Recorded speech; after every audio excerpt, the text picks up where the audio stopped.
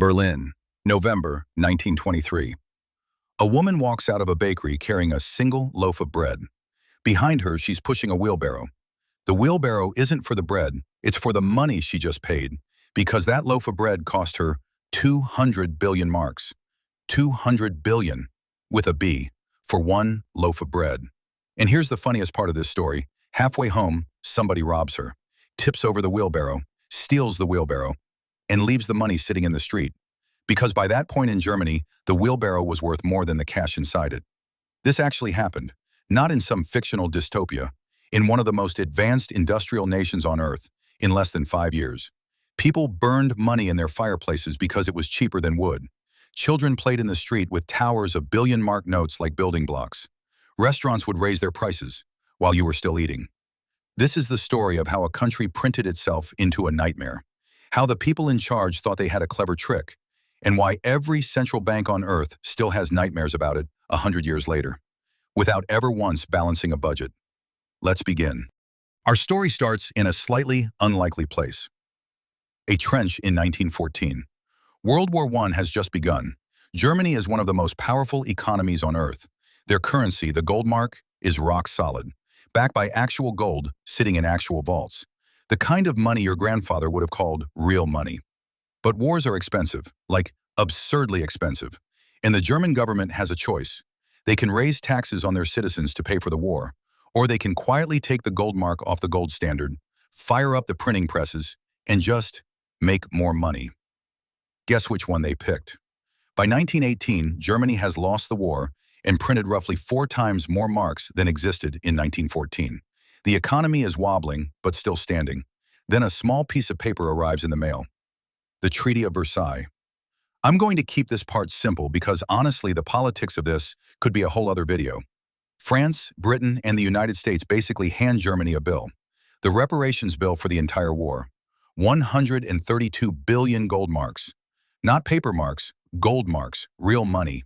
To put that in perspective, that bill was bigger than the entire German economy, twice over. There was a Cambridge economist named John Maynard Keynes who looked at the number and basically said, "Guys, this is impossible. Germany cannot pay this. They will absolutely crack trying."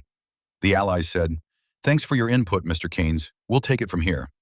And here's where Germany makes the second cleverest decision of the decade. They can't pay in gold marks. They don't have them. But they can pay in paper marks. So they start the printing presses, slowly at first, then a little faster, then not so slowly anymore. Now, before we keep going, I need you to keep something in your head. Just one number.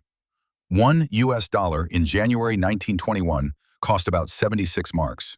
76. Remember that. Through 1921, the German government is printing more and more marks, mostly to pay reparations to France. Prices in Germany start drifting upward. Bread costs a little more. Beer costs a little more. Workers ask for higher wages. They get them. So prices go up again. Workers ask for higher wages again. You see where this is going. By the end of 1921, $1 costs about 190 marks. By the end of 1922, it costs 7,400, roughly 100 times more in 12 months. Most German economists at this point are saying, "Calm down. This is just a temporary adjustment. The mark will stabilize. Things are fine." Things are not fine. Then January 1923 happens, and January 1923 is when the wheels truly come off. France and Belgium look at the situation and basically say, "You guys have been late on reparations for 3 years. We're tired of waiting." So they march into a region of Germany called the Ruhr Valley, the industrial heart of the country, full of coal mines and steel factories and railways. They occupy it with actual soldiers. The German workers in the Ruhr refuse to work for the French. They go on what's called a passive resistance strike. Smart, principled, completely understandable. One small problem. Those workers still need to eat. They still have families. They still have rent. So the German government, with no industrial production coming from its biggest region and no money to pay anybody, makes the easiest decision available to them. They print more marks to pay striking workers who aren't producing anything. If that sentence sounds insane, that's because it is. They were creating money out of thin air to give to people who were creating nothing. And those people then went out and tried to buy real things with it. By July 1923, $1 cost 353,000 marks. By August, 4.6 million. By the end of September, 98 million. $1. Okay, let me explain why this happens. Because if you get this part, you understand the entire crime. Imagine a pizza. Just one pizza on the table, cut into 8 slices. Now imagine there are 8 people at the dinner. Everybody gets one slice. Simple. Now imagine the host walks in and announces, "Great news! I've decided to double the number of slices. Each of you gets 2 now." He picks up a knife and starts cutting each slice in half. Did everyone just get more pizza? Of course not. There's still only one pizza. You just have more slices that are each smaller. That's exactly what printing money does. The pizza is everything the country produces. All the bread, all the houses, all the cars, all the labor, all the time. When the government prints more marks, they're not creating more pizza. They're just cutting the existing pizza into thinner slices. More marks chasing the same amount of stuff. Each mark is worth less. Prices naturally go up. So now you've got a problem. Workers can't afford bread. They ask for higher wages. The government prints more marks to pay them. The workers now have more marks. They go buy bread. The baker sees more marks chasing the same number of loaves. He raises his prices. The workers can't afford bread again. This is called a hyperinflationary spiral. And once it starts, it accelerates by itself, like a wheel rolling downhill. Let's put real numbers on this. In January 1923, one loaf of bread in Berlin cost 250 marks. By July, it cost 3,465 marks. By September, 1.5 million. By the middle of October, 67 million. And then in November of 1923, a loaf of bread cost roughly 200 billion marks. To give you a sense of the speed at the peak, prices in Germany were doubling every 2 days. Every 48 hours, your money was worth half. I want you to actually picture this for a second. You go to sleep on Tuesday with 1,000 marks in your pocket. By Thursday morning, that 1,000 marks buys you what 500 bought you when you fell asleep. And by Saturday, 250. This is not a country having a bad year. This is a country actively watching its money die in real time. And here's where the story stops being numbers on a page and starts being genuinely surreal. Because at this point in 1923, daily life in Germany begins to look like something out of a fever dream. Let me give you the actual scenes. Workers were being paid twice a day, because if you got paid in the morning and waited until evening to spend it, your money had already lost a third of its value. So companies started handing out wages at lunchtime and again at dinner. People would literally sprint from the factory to the nearest shop to spend it before prices changed again. Wives started showing up outside factory gates at noon. The husband would hand his bag of cash over the fence, and the wife would run to the market while he went back to work. Because by the time his shift ended at 6, that morning's wages might not buy a kilo of flour. Restaurants stopped printing menus. Some restaurants stopped printing prices entirely. Waiters would call out the price as you ordered and then update it before the bill came. There are documented cases of people sitting down to lunch, ordering one bowl of soup, and the price of that bowl going up twice while they were eating it. Honestly, I read about this and I still find it hard to picture. Bear with me because the next part is even weirder. Money became wallpaper.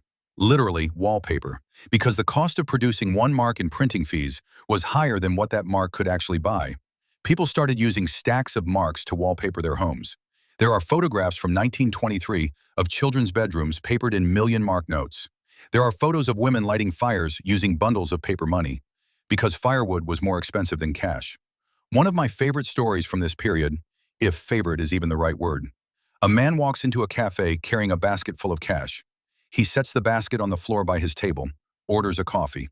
While he's drinking it, somebody walks by, picks up the basket, dumps the cash on the floor, and runs out with the basket. The basket was worth more than the money. At the peak of the madness, in October and November 1923, Germany had 130 private printing companies running 24 hours a day, 7 days a week, just printing banknotes. The government was rushing them out so fast that some bills were only printed on one side because there wasn't time to flip the paper. The largest banknote they printed was a 100 trillion mark note. 100 trillion on a single piece of paper. At the time it was printed, it was worth roughly $25. By the time it was distributed, you needed several of them to buy a sandwich. And here's the part that always gets me. The savings of the entire German middle class. pensions of widows from the First World War, the college funds parents had set aside for their children, the retirement money of factory workers who had spent 40 years putting a few marks aside every week. All of it, gone. Not stolen by a thief, not lost in a market crash, just gone, evaporated, reduced to literal scrap paper while the people who saved it watched. So how does a country come back from this? Well, here's the wild part. They actually do come back, and the way they do it is almost as strange as the way they got here. In November 1923, the German government brings in a banker named Hjalmar Schacht. Brilliant, ruthless, the kind of guy who would later become very famous for some other things. But in this moment, he is exactly the person Germany needs. Schacht looks at the situation and basically says, "Guys, the mark is dead. It's done. You cannot save this currency. You have to kill it and start over." So, on November 15th, 1923, Germany invents a brand new currency from scratch. They call it the Rentenmark. Here's the catch. They have no gold to back it with. Their gold is gone, paid out to France years ago. So what do they back it with? Land. Literally, German farmland and industrial buildings. Which, if you think about it for 2 seconds, is kind of nonsense. You can't actually exchange a Rentenmark for a piece of farmland. Nobody is going to walk into the Reichsbank and ask for their 2 acres of Bavarian countryside. But here is the genius of it. It didn't matter. The Rentenmark worked. Not because the math worked, because the German people, exhausted, terrified, ready to accept anything that wasn't a wheelbarrow of useless paper, decided to believe in it. They set the exchange rate at 1 Rentenmark for 1 trillion old marks. 1 trillion. People walked into banks carrying suitcases of old notes and walked out with a handful of new ones. And almost overnight, prices stabilized. Stores started accepting Rentenmarks. Workers got paid in them. The wheelbarrows disappeared. Within a year, Germany had a stable currency again. But here is the price that doesn't show up in any economic textbook. The German middle class had been completely wiped out. Decades of savings, generations of careful financial planning, all of it gone.